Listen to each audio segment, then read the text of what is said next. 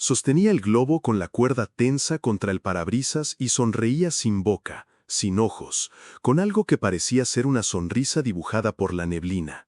Lo vi desde mi asiento, con el motor del autobús vibrándome en las rodillas, cuando el sedán gris se detuvo bajo el puente peatonal y el payaso, ese traje pálido con manchas de colores lavadas 1000 veces, el cuello plisado y los zapatos demasiado largos, pegó el látex rojo al vidrio como si estuviera sellando un secreto.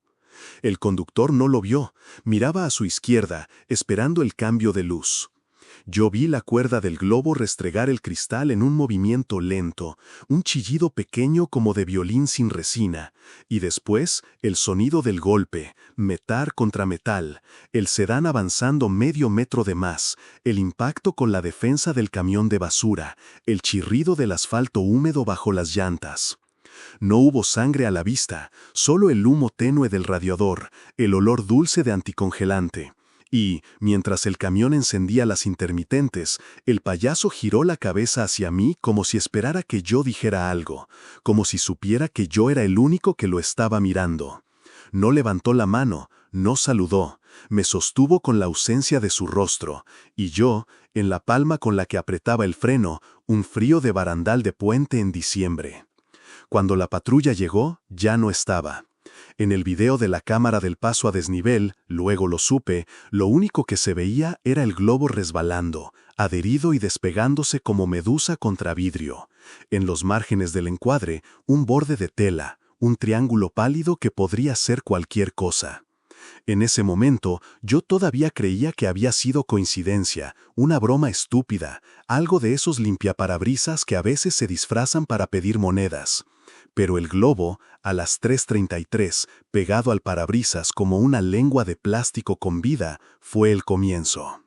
Me llamo Daniel y conduzco la ruta nocturna desde el anillo periférico hasta los parques industriales.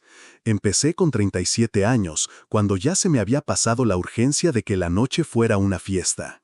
Duermo por la mañana, almuerzo como cena, y mi reloj, el de la muñeca, y el otro, el del cuerpo, se acostumbró a escuchar cómo suena una ciudad cuando parece vacía pero no lo está. Los focos de sodio parpadean con un zumbido que muchos confunden con silencio. La neblina ligera se pega a los rótulos y les roba color. El asfalto, húmedo, huele a metal tibio y a goma cansada. Mi ruta tiene 3 puentes peatonales, 4 paradas de autobús que nadie pintó de nuevo desde hace 10 años, un paso a desnivel donde los trailers bajan con la caja retumbando y la suspensión gritando. Estoy acostumbrado a la periferia, a los lotes baldíos, a la basura embolsada que aparece de repente como pequeños animales dóciles, a los perros que de noche se mueven en grupos. Si cuento esto no es por el accidente del sedán, ni por una sola noche de miedo. Lo cuento porque todo empezó a parecerse a todo, porque un patrón se repetía, porque creí que yo podía detenerlo, o al menos advertir a alguien más, y lo único que hice fue llevarlo conmigo. La primera vez que me llamó el 911, a mí, no yo a ellos, fue una madrugada de lluvia muy fina. Yo acababa de dejar a un guardia de turno en la parada del vivero, ese hombre silencioso que siempre olía a café recalentado, cuando el teléfono vibró en el tablero. El auricular dio 2 luces y la pantalla dijo «número restringido». Respondí con la costumbre de quien espera que sea la base. «Operador del 911, recibimos una llamada de su unidad», dijo una voz de mujer. «No llamé», respondí. Hubo un silencio con un ruido detrás, algo como aire en una flauta. «Tenemos una comunicación abierta desde su línea desde hace 40 segundos», insistió. «Solo se escucha...». No terminó. La interferencia subió de volumen, y yo lo escuché también. Una risa, como filtrada por una bolsa, sin aire suficiente, breve, infantil en el tono pero cansada en el ritmo. Y después, el roce, cuerda contra vidrio. Miré los espejos, miré el parabrisas, iba solo. A mi derecha, el lote baldío al que llaman la cancha vieja. A la izquierda, la barda interminable del parque. «¿Sigue ahí?», pregunté sin pensar. «Ya no», dijo la operadora, y su voz tuvo un temblor que no era profesional. «Si vuelve, llame usted. Si vuelve, apague el teléfono». Antes de colgar agregó, «No es la primera línea», pero se cortó. No volví a escucharla esa noche. Efraín, el otro chofer que se turnaba conmigo las horas más muertas, me dijo que no lo tomara tan en serio. Son bromistas, dijo. Ahora les da por marcar a los radios. Lo dijo riéndose, con esa risa suya que siempre tropezaba con un cigarro. Efraín tenía 42 y un bigote viejo que le daba cara de tío. ¿Y el globo, Efraín?, pregunté. Hizo un gesto con la mano como espantando moscas. Eso sí estuvo raro. Cambiamos de tema. En la base, los mecánicos se quejan del mismo modo con el que rezan, en voz baja, con palabras repetidas. Esa noche hablaron del sensor de freno del bus 23, de una fuga de aceite, del chirrido que sale cuando el motor está húmedo. Yo no les dije que a mi bus, al 19, le habían pegado algo en la esquina del parabrisas, un pequeño resto transparente del cuello de un globo. Lo vi al limpiarlo con el trapo, un borde pegajoso que no se iba, con un olor dulce, sintético. Lo dejé ahí, me dije que era mejor tenerlo como recordatorio, como prueba, no sabía para quién. A las 3:33 exactas de la noche siguiente, en la parada junto a la mueblería, un globo rojo amaneció pegado al parabrisas del bus 21. Digo amaneció porque nadie pudo decirme a qué hora estaba ya allí. Lo vi cuando llegué, con el motor aún caliente, el vapor saliendo como suspiro. El globo estaba inflado, perfecto, la cuerda bajaba con un nudo torpe y se perdía bajo el limpiaparabrisas. «No lo toques», me dijo un limpiavidrios que trabaja esa zona, un hombre joven con gorra de lana y manos agrietadas. «¿Por qué?», pregunté. «No más no», dijo, y apretó la boca. «Ya pasó antes». Le pedí que me contara, pero solo escupió a un lado y siguió mirando el globo como si fuera una vela en una iglesia que no le pertenece. El dueño del 21, un chavo nuevo, quiso despegarlo con fastidio. «Son estúpidos», dijo, y tiró. El látex hizo ese sonido húmedo de beso que no quieres oír a esas horas. El globo no explotó, se despegó como piel quemada y le dejó en los dedos un residuo pegajoso que, según él, olía a plástico calentado y a fruta artificial. Cuando lo soltó, el globo flotó hacia arriba y se quedó un momento justo bajo el puente peatonal, detenido por una corriente que nadie sintió. «¿Lo ves?», dijo el limpiavidrios, bajando la voz. «Se queda donde quiere». Recién ahí miré la hora, 3:33. No sé por qué la noté, no sé por qué empecé a anotar todas las veces.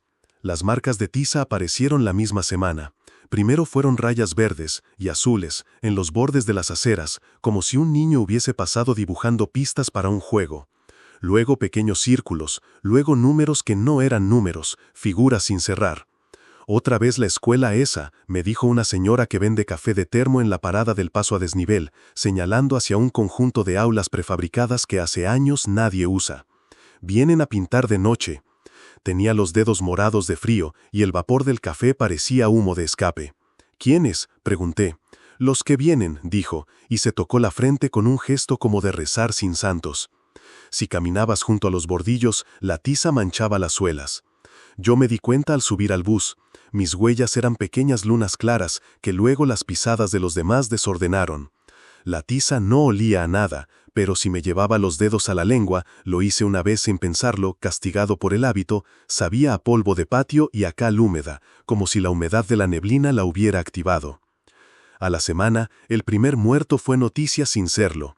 «Conductor se impacta contra defensa por distracción», dijeron los portales. Foto tomada desde un ángulo alto, el sedán con el cofre como boca torcida y el camión de reparto atrás con las luces de emergencia. Ninguna mención a globos, ni a payasos, ni a la hora. Yo ya tenía el hábito, hice la suma de trayectos, miré cámaras de tránsito conocidas por quedarse congeladas y le pedí a un amigo que trabaja en el C5 que si podía revisara los archivos de esa zona. «No hay nada», me dijo horas después. «La cámara del puente está fuera desde hace días, y en la del cruce solo veo esto». Me mandó un clip.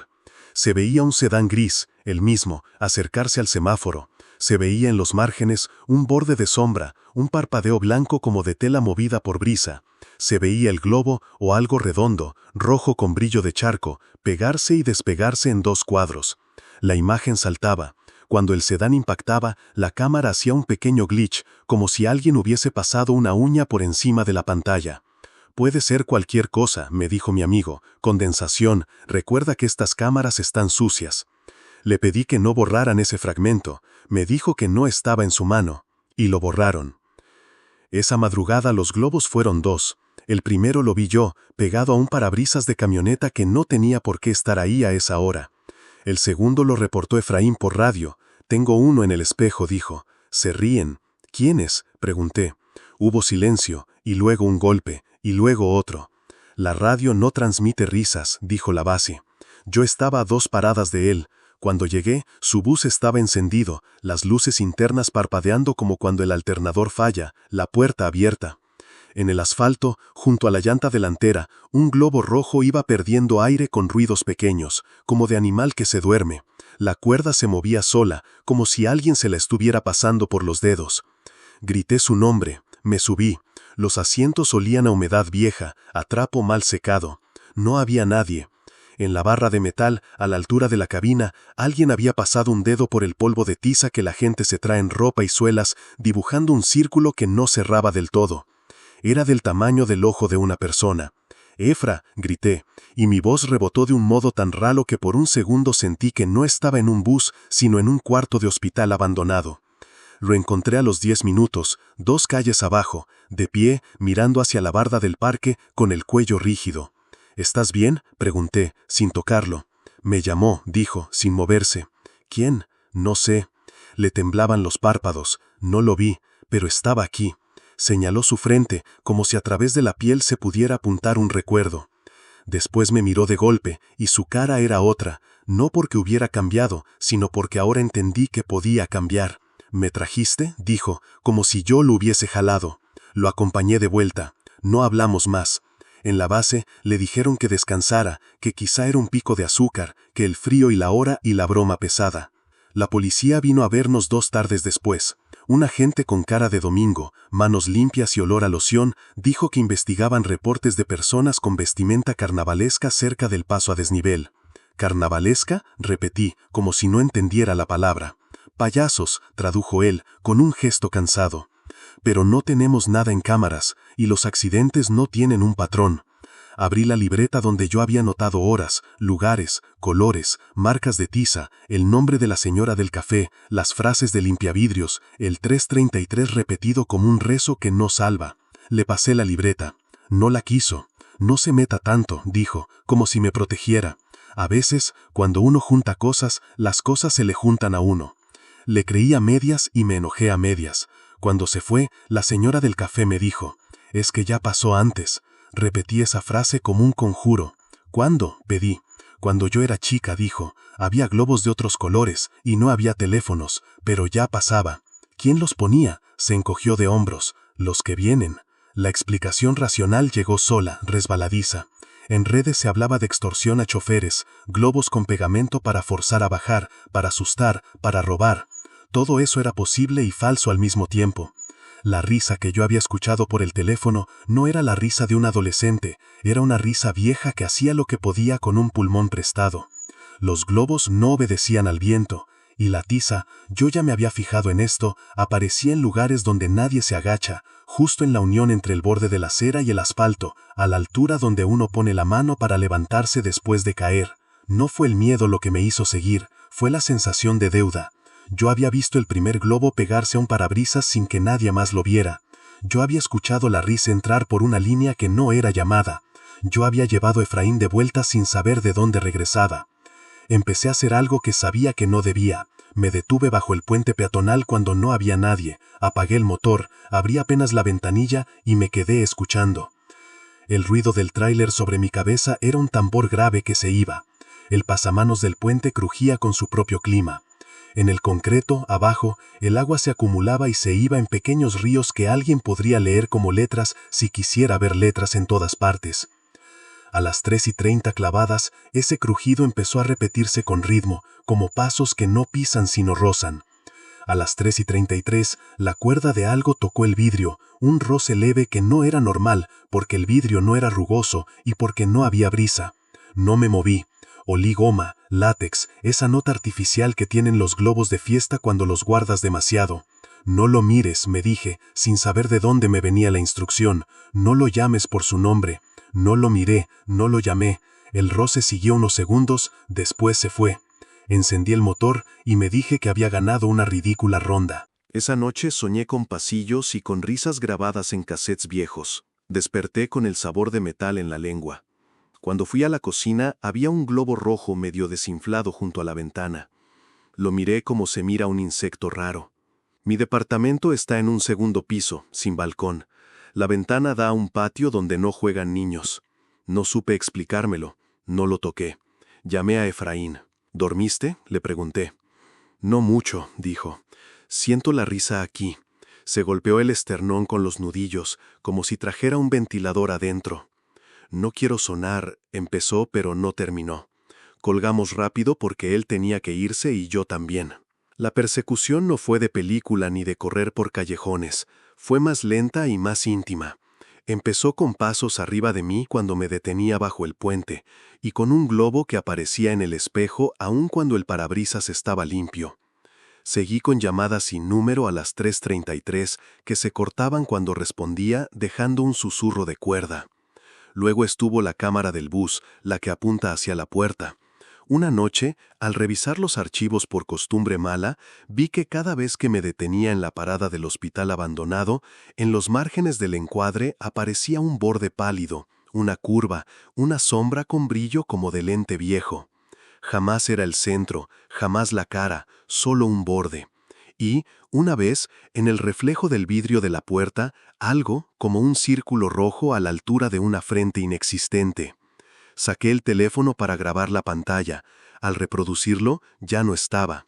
Se alimenta de eso, pensé, y me odié por usar la palabra sé. La noche que intenté sacar el globo con cuidado, casi me voy contra el muro. Estaba en el carril de baja, bordeando el paso a desnivel. El globo no estaba pegado al parabrisas, estaba en el aire, a la altura del espejo, acompañando la velocidad con la naturalidad de una mosca inteligente. Cada vez que yo movía el volante, él corregía con un pequeño arco. El látex hacía un ruido seco, como lija húmeda, y yo sentía que si lo dejaba tocar el vidrio, iba a sonar a hueso. Bajé el vidrio del lado del copiloto lo suficiente para sacar el brazo sin que entrara toda la nieblina. Extendí la mano. La cuerda rozó mi nudillo y la risa, no la oí por el oído, la oí detrás de los dientes. Me hizo retirar la mano tan rápido que me golpeé la muñeca con el marco. «No lo toques», dijo mi propia voz, saliéndome de la boca como si fuera alguien más. Apreté el volante con las dos manos. El globo bajó, se pegó a la defensa delantera, y entonces, justo antes del túnel, se hizo a un lado como si se apartara para dejar pasar algo superior. La patrulla que venía detrás aceleró para alcanzarme, no porque yo hubiera hecho algo, sino porque la gente, luego me lo diría, sintió que debía estar a mi lado. Entramos juntos al túnel. La luz amarilla hizo que los colores se volvieran oscuros. En la pared de concreto, a mi izquierda, alguien había dibujado con tiza una línea que subía y bajaba como cardiograma. Al salir, el globo ya no estaba. «Bájate conmigo», me dijo Efraín 2 noches después, con la voz seca. «Solo para que veas». No debía, pero lo hice. Dejó el bus encendido, luces de emergencia, en la orilla del carril después de la parada del puente. Caminamos hasta el centro del paso peatonal. La malla estaba fría, el barandal tenía ese olor a metal que te sube por los dedos. Desde arriba se veían los buses como animales sumisos. Efraín respiraba por la boca, con cuidado. «Aquí», susurró, «aquí empieza a caminar. No se oyen los pasos, se oye la tela». Nos quedamos unos segundos sin forzar nada. Abajo, un tráiler pasó con ruido de tormenta. A los 20 segundos, la tela sonó a mi izquierda, no un roce franco, más bien la idea de un vestido secándose. Me giré con la precisión de alguien que no quiere cometer error. No vi el rostro, vi el borde, cuello plisado, hombro estrecho, guante pálido. El globo no estaba, o estaba, tan cerca de la oscuridad que parecía pozo. Efraín no se movió. «No lo mires», dije, por decir algo que nadie nos había enseñado. «Ya me miró», dijo él, y su voz tenía adentro muchas voces. «Ya me conoce». Un coche pitó abajo, ajeno a nuestra liturgia. La tela se movió como si alguien hubiera respirado. Efraín dio un paso hacia adelante. No fue un salto, ni un arrebato. Fue un paso como los que das cuando vas a cruzar una calle y calculas mal. Lo agarré del brazo con una fuerza que no sabía que tenía. Él se detuvo, y el equilibrio del mundo regresó medio centímetro a su sitio. «Si te vas ahorita», dije, «me voy contigo». No sé por qué dije eso, no sé por qué funcionó. Efraín respiró, soltó el aire como si le doliera, y entonces sonó la risa. No afuera, no adentro, sino en el metal mismo. Lo sentí vibrar en los dedos. Un globo golpeó el barandal desde el otro lado, suave, como saludando. Bajamos sin correr. Cuando llegamos al bus, alguien había dibujado con tiza en la puerta un círculo que por fin cerraba. Lo perdimos al fin en una esquina burda de la ciudad, no bajo el puente sino a 2 cuadras del paso a desnivel, donde el alumbrado se apaga a veces y los perros duermen con la cabeza en las patas. Digo lo perdimos y no digo quién, porque esa noche yo iba detrás. Efraín llevaba solo a 2 pasajeros, un muchacho con mochila y una mujer con una caja de pasteles. Me adelanté con la idea de hacer de escolta. Todo iba normal, si normal es una palabra que se puede usar cuando uno ya no cree en los nombres. A las 3:29, el radio de Efraín emitió un chasquido seco. A las 3:31, vi en mi espejo el globo, y no pude precisar de qué lado estaba, si afuera, atrás o en el reflejo. A las 3:33, el bus de Efraín prendió las intermitentes y se orilló. No frenó bruscamente ni golpeó, se detuvo como si la mano de alguien se hubiera posado sobre su techo. Paré detrás, a 2 metros, abrí la puerta, subí. Los asientos estaban, la caja de pasteles estaba, el muchacho con mochila estaba dormido con la cabeza en el cristal, como si hubieran apagado un botón. Efraín no estaba. Si digo que lo llamé, miento, no llamé, porque algo en mí sabía que no debía poner el nombre en el aire. En la barra, otra vez, un círculo. Esta vez había dentro una línea corta, un trazo como un párpado. Bajé. Di la vuelta para buscarlo detrás del bus, junto a la defensa. No había nada. En el piso, la cuerda de un globo hacía una culebra lenta, dibujando su propia ruta, y se metía debajo de la llanta como si quisiera ocultarse. Me agaché por reflejo. Tomé la cuerda entre 2 dedos. El látex, fugado de la otra punta, me rozó la muñeca como un animal caliente. Lo solté. Me quedé de cuclillas con la cabeza baja. Escuché la risa en el concreto. «No me lo quites», dijo una voz muy cerca de la oreja. Y aunque sé que no había nadie, juro que olía a tela recién planchada con almidón. Me levanté sin polea, llamé a la base, llamé a la patrulla, llamé a todas las cosas que uno llama cuando la realidad se te abre como un cierre mal subido.